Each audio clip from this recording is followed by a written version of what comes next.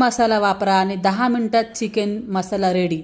मला आईने शिकवला आहे। तर इकडे बघा, कांदा, खोबरं, कोथिंबीर, अद्रक आणि लसूण असं आंबूळ आंबूळ भाजून घेतलं आहे। लसूण आणि अद्रक नाही भाजायचं, बाकी सर्व आंबूळ आंबूळ भाजून मस्त आहे ना त्याला आहे ना मिक्सरमध्ये वाटून घेतलेलं आहे मी। आणि त्याच्यानंतर इकडे चिकन मस्त वॉश करून तेल टाकलं आहे आणि चिकनला पहिले आपण सूप बनवून घेऊया।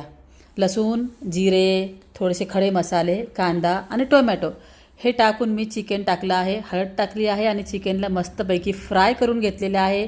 मस्त सूप बनवलेलं आहे, थोडंसं पाणी टाकलेलं आहे आणि गरम पाणी टाकायचं आहे। थोडं पाणी टाकलं, शिट्टी घेतली आहे 2 आणि आता ते झालं आहे कुकर। आणि इकडे बघा, कांदा मसाला, गरम मसाला, मिरची पावडर आणि हळद हे पाण्यामध्ये, सूप जे आहे ना सूपच्या पाण्यामध्ये हा मसाला मिक्स करायचा आहे। हा मसाला मिक्स केल्यानंतर तेलामध्ये थोडंसं कांदा, अर्धाच कांदा हा उभा कापून असा गोल्डन फ्राय करून घ्यायचा आहे। त्याच्यानंतर हा वाटलेला मसाला त्यात टाकायचा आहे, मस्त त्याला फ्राय होऊन द्यायचा आहे। आणि हे जे आपण पाणी बनवलं आहे मसाल्याचं हे त्यात टाकलेलं आहे आणि त्याच्यानंतर थोडीशी कोथिंबीर टाकली। मसाल्याला मस्त 5 ते 10 मिनिटं फ्राय करून घेतला।